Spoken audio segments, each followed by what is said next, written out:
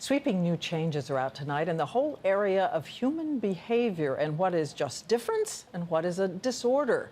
Questions like, have we way overdiagnosed ourselves? And does everything need a label and a treatment? News on that front today, and as Sharon Alfonsi reports, the implications are huge. Is this just a typical temper tantrum or a new disorder? What about this? Clinical depression or just sadness?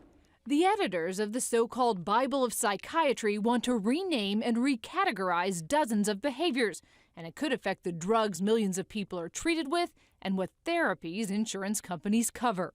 One of the biggest proposed changes, eliminating the Asperger's diagnosis and folding it into a new category called autism spectrum disorders. The use of a single term will actually simplify care. In some states, for instance, a label of Asperger's syndrome does not get you educational services, but a label of an autism spectrum disorder does. And they're introducing a new disorder called temper dysregulation with dysphoria, defined as children who have persistent bad moods with bursts of rage.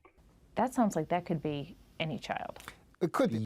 But psychiatrists say the new label was actually created to stop doctors from misdiagnosing and medicating kids for bipolar disorder.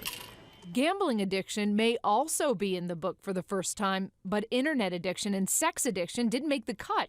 The authors aren't convinced they're actual addictions.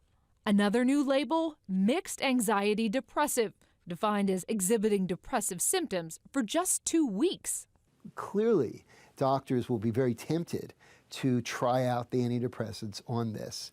And there's a huge potential for people being pressured to get medication for normal sadness. Doctors expect pharmaceutical companies will remarket their existing products for these new disorders. Small changes in language that could mean millions of dollars for the drug companies. Sharon Alfonsi, ABC News, New York.